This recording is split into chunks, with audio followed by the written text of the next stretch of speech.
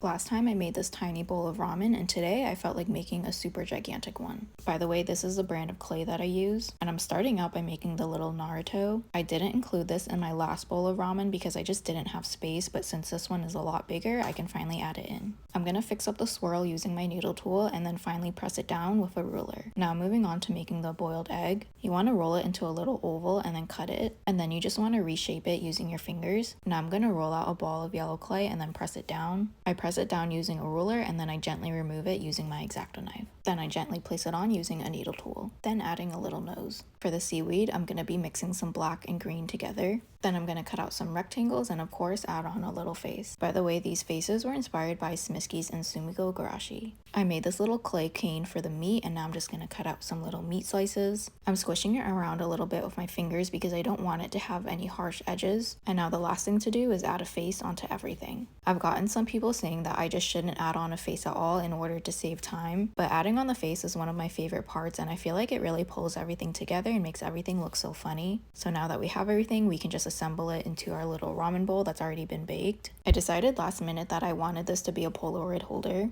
so I tried to place the ingredients in such a way where it would hold the photo up. Now I'm going to be using some TLS to attach the little green onions to the noodles, and now after we place them all on, this is what it looks like before going into the oven. This is also me showing you the little gap where the photo is supposed to go, and guess what, it didn't even hold up the photo. Then I got sad, so I ripped off the pieces and I rearranged them. So back to the original plan, he's just going to be a little figurine. I recently discovered what a pan pastel was through my friend Lavender Milk. I'm going to be using that to color some UV resin and then adding it into the bowl to act as broth. I like it a lot better than soft pastels because I felt like it mixed in a lot easier. This is what it looks like. I didn't get a chance to glaze the rest of it yet, but he's just going to hang out with the other trinkets on my desk. Here's a size difference between a keychain and a figurine.